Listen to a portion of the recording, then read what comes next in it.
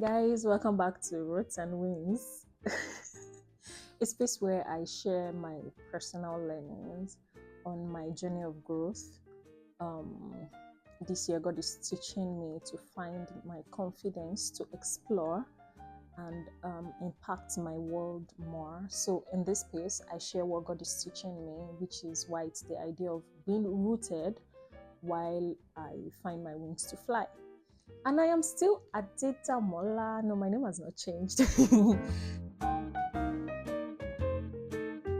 So this thing I want to share, it started for me in January. So I started the year with the book of John. I had this fresh perspective while I was reading John chapter 2.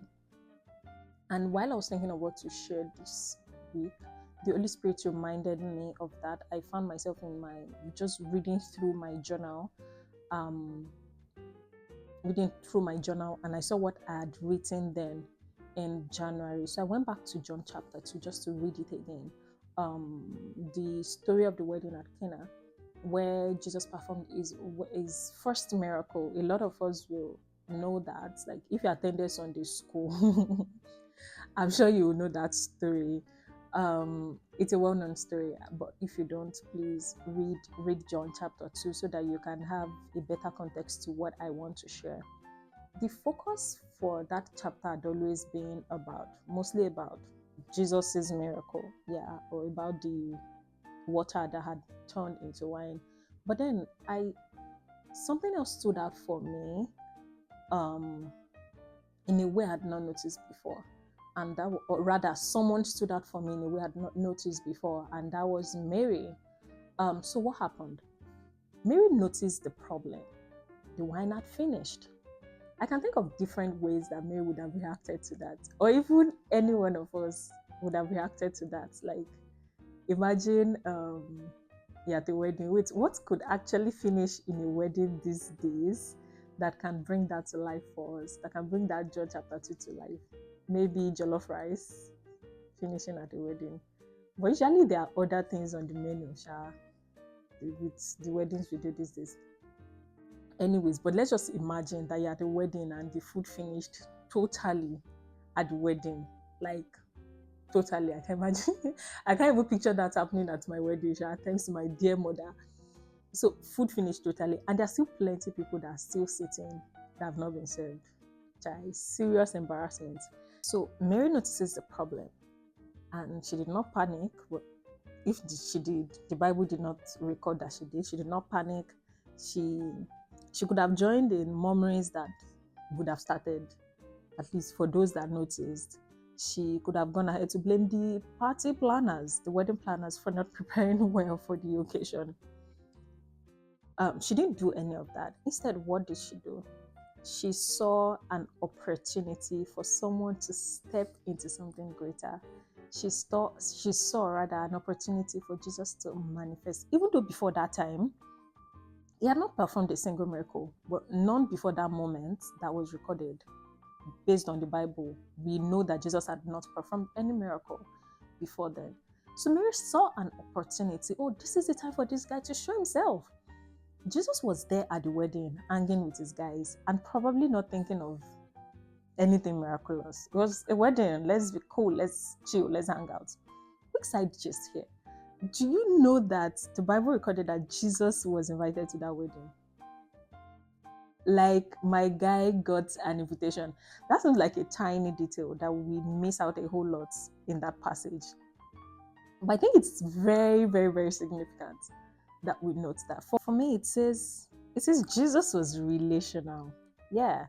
It was part of a community. It was the kind of person that people wanted around. They wanted him at their celebrations. So I wrote down some questions for myself from there. Wait, let me get my notes so I can read it out. Okay, so I was saying I wrote down some questions from there for myself, like that idea of Jesus being relational. And it is, Damola, are you showing up in your community? Are you building relationships where people actually value your presence? When people think about their big moments, whether it is joy, whether it is crisis, do they think of you as someone who brings wisdom, someone who brings peace, or someone who supports them? And I hope you get to ask yourself those same questions. Because sometimes, yeah, the the next big opportunity that we are looking for, it's not just about what you know, it's about who you have built relationships with over time. It's about your network. It's about the people you know. Yeah. Anyways, that was a side gist about Mary, about Jesus. So let's get back to Mary. So Mary goes to Jesus and says, "Oh, there's no wine. They have no wine." And Jesus' response, "Woman, my time has not yet come." I sort of could relate with Jesus here. So I put myself in his shoes and I'm imagining it's a situation of, you know, that you are capable of doing something. You know who your father is. You know your identity. You know who you are. But then you also know that stepping into something new is big. It's a big deal.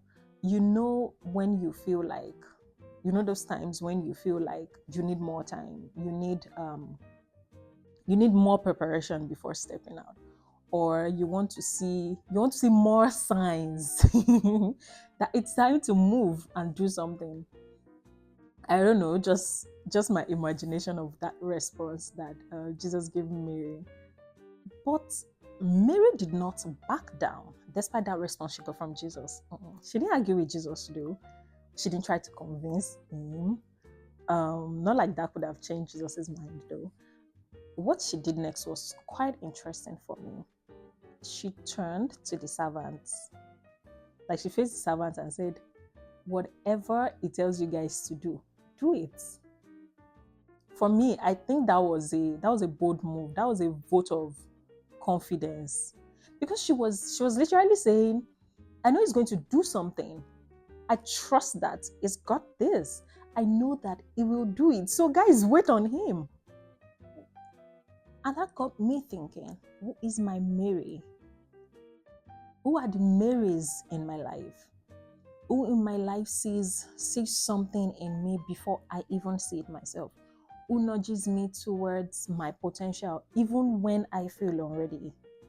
For you, your Mary can be that one friend who keeps pushing you, that one person that sends you job opportunities and keeps saying, "Oh, you should apply for this. I think you would be qualified for this. I think you can handle this." Even when you yourself, you look at the TOR and you're like, "Oh, nah, I don't think I have enough experience for this. I don't think I can do this." And that friend is saying, "No, you can handle it."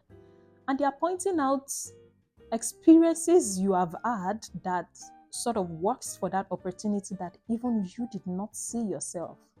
Oh God, I'm thinking of people in my life right now, and my heart is so grateful for those Marys, like a whole lot.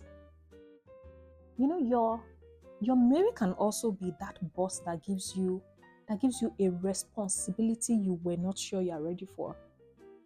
Those bosses that they just believe so much in you and they give you this platform because they believe you can handle it. That's a Mary.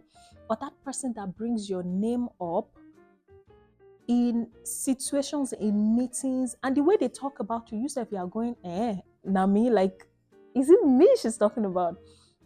That person that believes in you so much and is convinced of the potential you carry, even when you don't seem to see it. I did an interview of recent for a job I did not apply for. And it was the CEO of an organization that I had worked for in the past that recommended me for the job. That is a Mary. People who call you out when you don't even think you are in the running. People who see something in you and refuse to let you stay small. It's important for us to identify such people. It's important for us to have such people. And this person can be your contemporary, it can be your peer, it can be someone older than you, someone younger than you. It's not a situation of, a mentor that points me in direction of big things. That's not what I'm referring to. I'm referring to people that see potential in you and then nudges you when they see opportunity, or when they see opportunity for you to shine. Those are your Marys. It's very, very important for us to identify such people. it's very important, as I said before, for us to have such in our life. But then this is the other question. Hope you are not disappointing your Marys. Because if someone bets on you, if someone sees something in you and gives you a shot, it's important that you honor it. You show up, and you show up excellent. Let their confidence in you not be in vain. Don't be the kind of person they recommend for a job and then you go there to flop. So when people bet on you, show up excellently. When people give you their vote of confidence, go there and do it well. Lastly, I want you to ask yourself this. Are you being a mirror to someone else? It's always sweet when we are saying, oh, someone should be this to us, someone should do this to us. But are you giving back as well? Are you the one nudging that friend to start a business they have been dreaming about? Are you the one that somebody shares ideas with and you help in bringing the idea to life? Or you are the kind of person that once ideas come to you, the person loses all the confidence they have to start? Are you the one finding opportunities for your friends, for your siblings, your colleague at work, and letting them know that they are capable of doing that thing? Are you telling someone, I see something in you and I know you can do this? Because on this journey that we are on, we all need that voice to keep us going career-wise, maritally, ministry-wise. We all need that vote of confidence. We all need that boost of energy to come from someone that believes in us. We all need that springboard. So be a mirror to someone else, and you will also find your own Marys. You look around you, God has always placed people on our paths to be the Marys that we need part-time. That's all the gist I have for us today. Thank you for hanging with me on Roots and Wings. Don't forget to share this with somebody that you believe needs to hear it. I think everybody in the Path of Purpose actually should hear this. Yeah, we all need to. So remember to stay rooted and fly wherever you find yourself. See you next time. Bye.